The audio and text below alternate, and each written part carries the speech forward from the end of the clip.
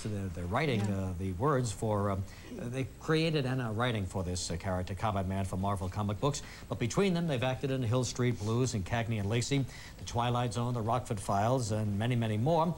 You especially remember one of them as Will Robinson from Lost in Space. I've got his picture right here. Maybe we should hold that up right now. Here he is with his television father. That's Jonathan Harris, and that's Bill Mumy. Remember him? Sure. Oh, he's new. All right, he is one of the fellas, Bill Mumy, and here's Miguel Ferrer, everybody. Hi. Oh, Billy. How you doing? Miguel, nice to see you. Hello, Miguel. Nice to see you. Oh. Hey, what a musician, huh? Not bad. Hi, everybody's making fun of me because I couldn't make a sound out of that trump. Keep the day job, Regis. Yeah. Don't quit That's anything. a lot. New wave music there. You got it.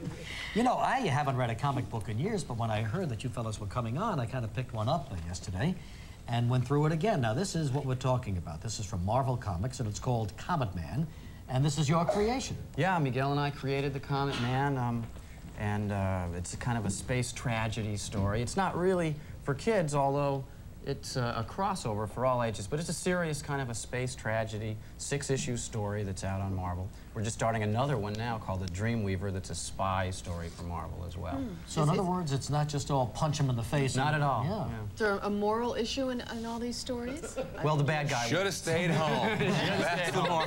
Yeah. You It's can't a get hard business. You can't get out of space, can you? Years ago, you were lost in space, and now you're right back in it. Stuck in the rut. What can I tell Well, you? does Comet Man zip around the heavens? Well, yeah, he does. He zips around. He gets transformed. He goes up to space to investigate Halley's Comet and finds out that Halley's Comet is really a ceremonial, traditional scouting ship from the people who seeded our galaxy eons ago. Every 77 years, they send it here in the guise of a comet to gain information on us. Wait a minute, don't I hear a little Star Trek in there? Nah. We had it first. You were in Star Trek 3, weren't you, Miguel? Yes. That was fun. Yeah. That was great. Yeah, I'll tell you, though, it's really interesting. The people who read this stuff take it very seriously. There's sort of an evil organization, an intelligence organization called The Bridge, and we get really nasty. There's one nut who writes this saying, how dare you talk about the CIA in this way? It's obviously the CIA. We say, it's a comic book. You know, I was intrigued with the number of people. You know, as I recall, when I would read, like, for example, Dick Tracy, I would see the name Chester Gould written in the last one. I thought it was always one guy that did that. Right. But here you've got a whole it's a whole battalion of people. A whole team. They've got their pencilers, their colorists, their inkers, the letterers, and the writers. And a lot of artwork goes into this as well, huh? Oh, yeah, it takes quite a while, you know. It takes about a month per issue. Try to start a few books ahead of time. Were you two fellas just friends at the time, or how did this collaboration all start? We've known each other for about 15, 16 years, I guess. Yeah.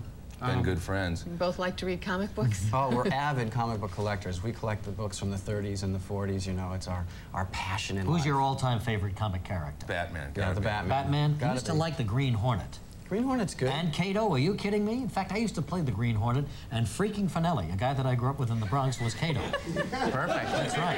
Why not? Freaking was Kato, and I was the Green You Hornet. guys see each other much? As a matter of fact, As a matter of fact, they do. we still make a run around. Right, you know, right. in our, what was the Green Hornet's car? Quick. The Black Beauty. I'm impressed. Are you sure Black Beauty? I don't Yes. think so. Black Beauty. It was Black the Black Beauty? Beauty, Oh, yeah. Trust me, Regis. Boy, I only read Archie and Betty and Archie. Veronica. Archie's getting a whole new revival my only now, as a comic matter book. of I guess fact. I You look missed a a little bit lot. like Archie. A 1980s Archie. Why not? Somebody has to do it. Are you still acting? Do you still continue with the other facets of your career? Quite a bit, yeah. I've got 2 movies coming out soon and 3 TV shows. Just finished a pilot on Friday, so it's been real busy and good. You've got your father's voice, I can tell, Oh, right? and your spitting image. You look just like your father. Absolutely, yeah. What a terrific actor. He's great, yeah. He's terrific. I've more been working musically. I've got 6 albums out with my band Barnes and Barnes, which is kind of a novelty. Maybe you saw Fish Heads, a video we did on Saturday Night Live. Anyway, I got 6 albums out with them, and I'm scoring TV shows. I just scored 3 episodes of a PBS series, and I did an acting job in one of Gee, those. these guys are so versatile. Multi-talented, yeah. We've been real lucky, you Drive know. me crazy when I meet people like this. They got pilots, they got movies, they're scoring, they got comic books, and I got nothing. And you can barely blow a trumpet. You can still play trumpet. Absolutely. I don't want to hear about the I trumpet don't want to anymore. talk about it myself. Now, when you look at pictures like this, what are your memories? Here's the whole cast. Lost in Space. That was one of my favorite shows. It was a good time for me. I had a great time. One person Don't keeps be supporting shy. that show. And when we find out who that person is,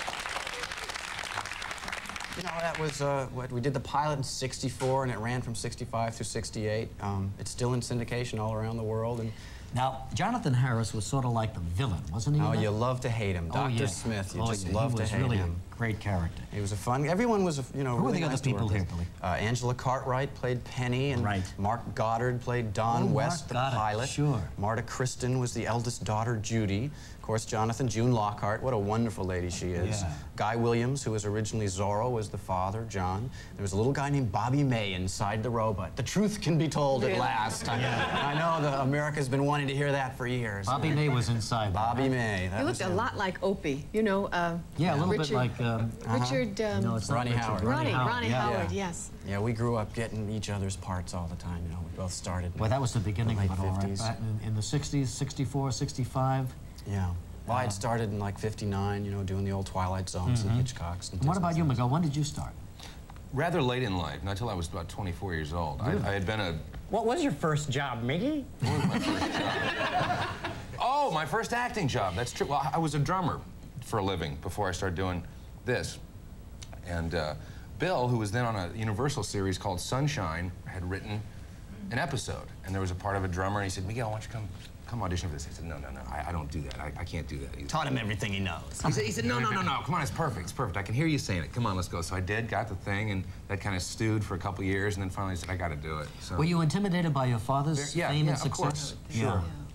And I didn't really grow up with him, so he was rather bigger than life, you know, Yes, on top of that. sure. So yeah, so it took me till I was about 24, 25 to finally say, look, if this is something I want to do, I can't worry about it. Yeah. You know, to get to that place.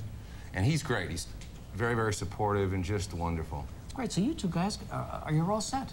Huh? It's Got been everything? good so all far. mapped We're out just for going to you. carry on as that's best good. we can. I love it. So this is a 6-issue character, huh? Yes, indeed, and we're just now here in New York talking to Marvel Comics about his next batch of adventures and starting our Dreamweaver graphic novel, which is Yeah, a pulpy Dreamweaver. spy That'll story. be, that's right, a regular spy story. Exactly. Well, Billy, Miguel, thanks very much. Thank for you, this. Reed. It's really nice to have you on the show. Being a photo of your career. Pleasure. See you. We'll be right back with one nurse's courageous story. One of the 2 American nurses in Afghanistan, and what a story she's got. Right back in a